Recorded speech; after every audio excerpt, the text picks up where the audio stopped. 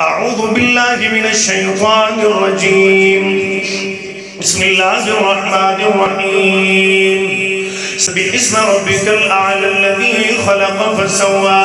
والذي قدر فهدى والذي أخرج المرعى فجعله غثاء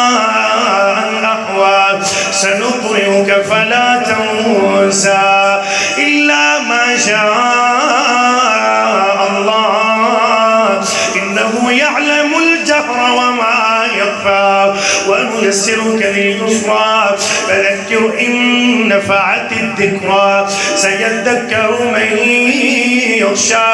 ويتجنبها الأشقى الذي يصلى النار الكبرى ثم لا يموت فيها ولا يحيا قد أفلح من